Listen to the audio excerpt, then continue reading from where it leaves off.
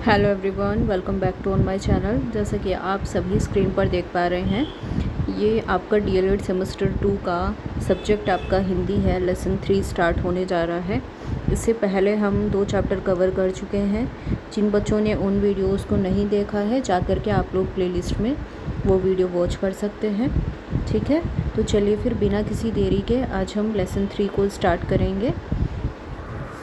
तो इसमें देखिए, आपका जो चैप्टर है वो है गद्य और पद्य के अंशों का शुद्ध उच्चारण, लय और उतार चढ़ाव के साथ पढ़ना, बोलना और उद्देश्य क्या है। अब देखिए, गद्य और पद्य में क्या अंतर है। गद्य मैंने आपको बताया था जिसमें कहानी होती है, और पद्य होता है जिसमें आपके दोहा होते हैं, है ना। दोहे आपने देखे होंगे, जैसे कबीरदास जी के, सूरदास जी के, इस तरीके से वो रस, छंद और अलंकार से परिपूर्ण होते हैं। तो यहाँ पर हम पढ़ेंगे कि हम इन चीज़ों का शुद्ध उच्चारण किस तरीके से हमें करना चाहिए, ठीक है, या बच्चों को सिखाना चाहिए। तो देखिए, उच्चारित ध्वनियों के मौखिक रूप को अक्षर और लिखित रूप को वर्ण कहा जाता है।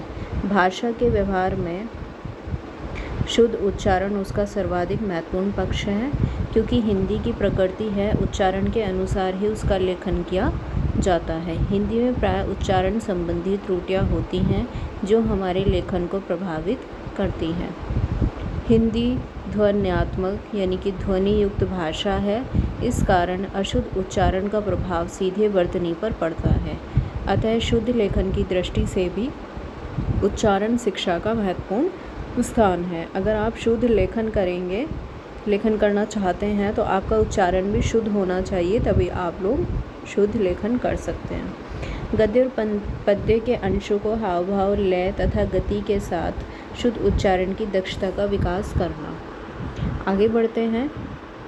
नेक्स्ट है फिर शुद्ध उच्चारण गति का निरंतर विकास करते हुए बच्चों को पढ़ने बोलने का अभ्यास कराना। शुद्ध, सरल, स्पष्ट, प्रभावशाली शैली में भाव, विचारों, अनुभूतियों की अभिव्यक्ति करना। बच्चों को भाव के अनुकूल भाषा प्रयोग, स्वनिर्माण, अंग संचालन की कला का अभ्यास कराना। और फिर है उच्चारण अभ्यास द्वारा आत्मविश्वास जगाना। तो इन शॉर्ट अगर हम बात करें तो किसी भी भाषा में उच्चारण की सबसे ज़्यादा महत्ता होती है।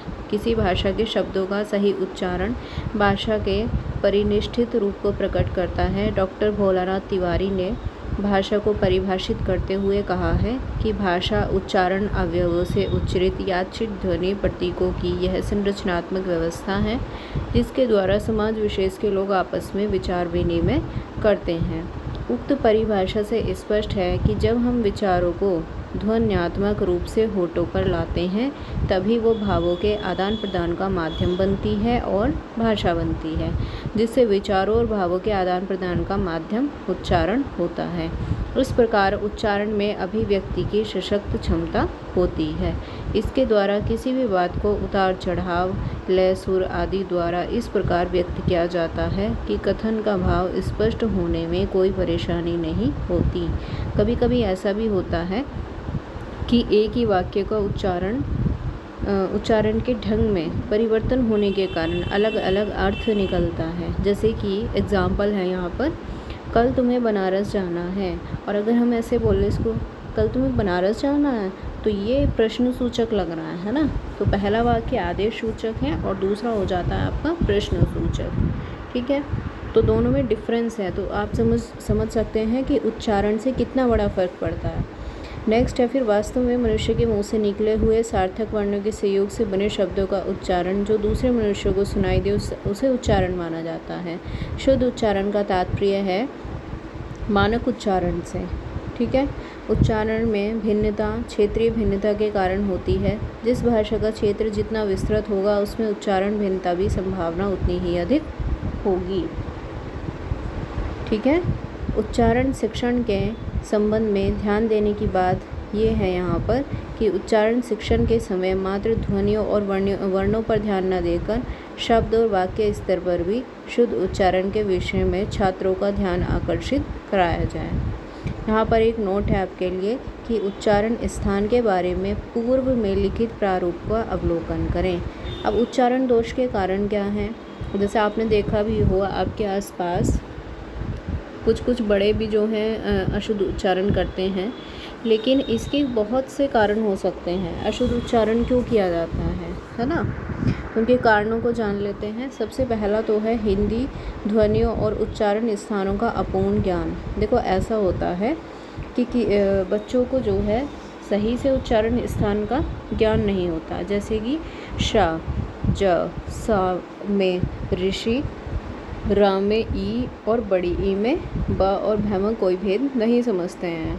तो उच्चारण दोषों से बचने के लिए ध्वनियों के सही स्वरूप का उच्चारण ज्ञान कराया जाना आवश्यक है। देखो मैं यहाँ पर आपको एक एग्जाम्पल प्रस्तुत करूँगी। जैसे कि मैंने बोला शाम, ठीक है, श्याम में शाम, लेकिन कुछ इसको उच्चारित करते हैं शाम। लेकिन शाम क्या होता है? सा का मतलब है ये वाला सा, सब्जी वाला सा है। तो दोनों के उच्चारण में बहुत फ़र्क है, ठीक है। इसी तरीके से एक एग्ज़ाम्पल और बताऊंगी मैं आपको। जैसे सपोज़ कीजिए किसी का नाम है शांति, तो लोग उसको बोलते हैं शांति शांति, है ना। तो इस तरीके से बड़ा अजीब लगता है, मतलब शुद्ध उच्चारण होना बहुत ज़रूरी है। नेक्स्ट है फिर उच्चारण तत्वों के ज्ञान का अभाव।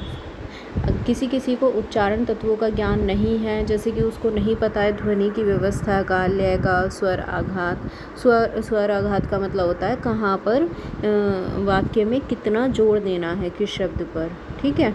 तो इन सब का ज्ञान सभी को नहीं होता है। इससे छात्र अशुद्ध उच्चारण करते हैं और 99 को प्राय 99, 43 को 43 या 43 बताने की गलतियाँ होती हैं, ठीक है। अगर आप भी 43 को 43 या 43 बोलते हैं तो ये बिल्कुल गलत है। नेक्स्ट है शारीरिक विकार।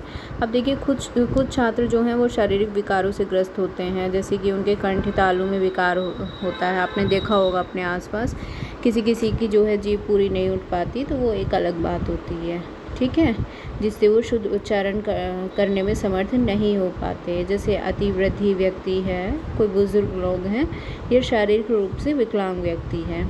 लेकिन जो पूरी तरीके से परिपूर्ण है, जैसे आप लोग हैं, तो आपको तो शुद्ध उच्चारण करना चाहिए। नेक्स्ट है फिर 4th पॉइंट, एक कारण और क्या हो सकता है? परिवार में शुद्ध उच्चारण पर ध्यान न देना। उच्चारण, जैसे आपने देखा हो, परिवार में अगर कोई गलत उच्चारण करता है तो बच्चा भी जो है उसी का अनुकरण करके वो भी गलत ही उच्चारण करेगा, ठीक है। तो परिवार का बहुत बड़ा फ़र्क पड़ता है। सबसे पहले बच्चा परिवार से ही इंटरेक्शन करता है। नेक्स्ट है फिर बल आघात से अपरिचित होना। हिंदी की वाक्य संरचना के समय बल आघात का भी महत्व होता है। बल आघात का मतलब क्या है?